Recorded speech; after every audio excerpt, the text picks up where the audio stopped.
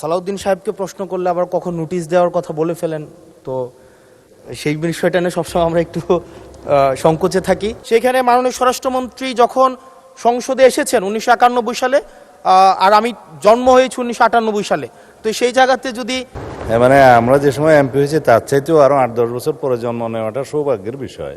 জনাব আবুল হাসনাত, আপনি একটি সম্পর্ক প্রশ্ন করতে পারুন দয়া করে। ধন্যবাদ মাননীয় স্পিকার। সালাউদ্দিন সাহেবকে প্রশ্ন করলে আবার কখন নোটিশ দেওয়ার কথা বলে ফেলেন, তো সেই বিষয়টা নিয়ে সবসময় আমরা একটু সংকোচে থাকি। তো আমরা পুলিশ সংস্কার নিয়ে কথা বলছি, পুলিশের সুশৃঙ্খলা নিয়ে কথা বলছি। মাননীয় স্পিকার, পুলিশ সংস্কার নিয়ে যখন আমরা কথা বলি বা পুলিশের যে বিষয়গুলো, তৃণমূলের কিছু পুলিশের অনেক সমস্যা রয়েছে ইনস্ট্রুমেন্টাল। যেমন পুলিশকে যখন তদন্ত করতে পাঠানো হয়, ওই তদন্তের খরচ কিন্তু থানা থেকে দেওয়া হয় না, আর যেটা দেওয়া হয় সেটা কিন্তু অপ্রতুল। আমরা যখন পুলিশকে একটা কাজ করতে দিচ্ছি কিন্তু বাজেট দিচ্ছি না, পুলিশে একটা কালচার প্রচলিত রয়েছে, সেটা হচ্ছে ম্যানেজ করে নাও। এই ম্যানেজ করতে গিয়ে দেখা যায় পুলিশ দুর্নীতির বিভিন্ন কাজে তারা কনভেনশনালি জড়িয়ে পড়ে। যেমন কিছুদিন আগে আমাদের 26শে মার্চের প্রোগ্রাম হয়েছে, এবং সেটা হচ্ছে সবাই জানে, এই 26শে মার্চের প্রোগ্রামে যে বাজেট দেওয়া হয়েছে প্রশাসনকে, সেই বাজেট এবং প্রোগ্রাম করতে গিয়ে যে খরচ হয়েছে সেটার মধ্যে কিন্তু আনুপাতিক অনেক ধরনের ব্যবধান রয়েছে। তখন যে কাজটা করতে হয়, পুলিশ ব্যবসায়ী থেকে তারপর হচ্ছে তার এলাকার বিভিন্ন প্রতিষ্ঠিত মানুষ থেকে কিন্তু অর্থ উঠাতে হয়। আমার মাননীয় স্বরাষ্ট্রমন্ত্রীর কাছে প্রশ্নটি হচ্ছে, এই যে পুলিশের যথাযথ বাজেট দেওয়া হবে কিনা, যাতে করে তাদের যে রুটিন ডেইলি অ্যাক্টিভিটিগুলো রয়েছে সেই ডেইলি অ্যাক্টিভিটিগুলো যথাযথভাবে তারা পরিচালনা করতে পারে, এবং তাদেরকে যেন ম্যানেজ করে নাও কালচারে যেন না যেতে হয়, এবং কোনো ধরনের দুর্নীতিতে যেন তাদেরকে যুক্ত না হতে হয়। ধন্যবাদ। আর একটা বিষয়, যদি সম্বোধন করার ক্ষেত্রে যদি ভুল হয়ে থাকে সেটা আমি অ্যাকনোলেজ করছি, কারণ আমার এই সংসদে আমি আসছি, আমার 27.5 বছর বয়স।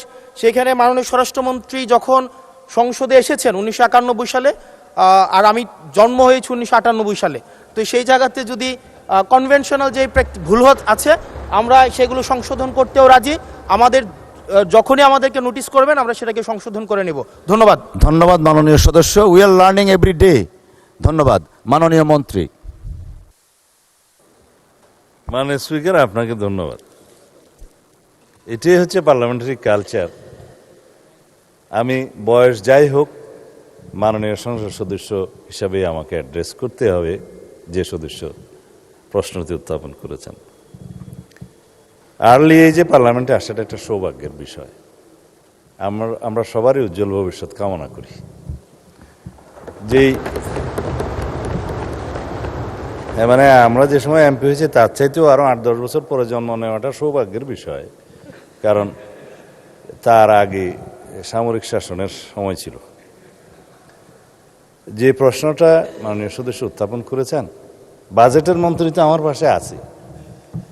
এখন আমরা অনুরোধ করব পুলিশ বাহিনীকে আরও বেশি কর্মক্ষম করা এবং দুর্নীতিমুক্ত রাখার জন্য যথাযথ বাজেট তিনি দেবেন, এবং সেই বিষয়ে আমরা আগামী বাজেট অধিবেশনে পুলিশের বাজেট বৃদ্ধির জন্য আমি একটা প্রস্তাব মাননীয় অর্থমন্ত্রীর কাছে মাননীয় প্রধানমন্ত্রীর মাধ্যমে করে রাখছি। এটা সত্য কথা যে পুলিশের যে পরিমাণ রিসোর্স দরকার, যে পরিমাণ বাজেট দরকার, সেই পরিমাণ আমাদের অর্থনীতি সহ্য করতে পারে না বলেই হয়তো আমরা দিতে পারি না। তবে আমরা একটা ট্রান্সপারেন্ট এবং জবাবদিহিমূলক পুলিশি ব্যবস্থা যদি কায়েম করতে চাই, পুলিশ যেন অন্য কোনোভাবে ম্যানেজ করার কালচার থেকে বেরিয়ে আসে, সেটা আমাদেরকে নিশ্চিত করতে হবে। ধন্যবাদ মাননীয় সদস্য।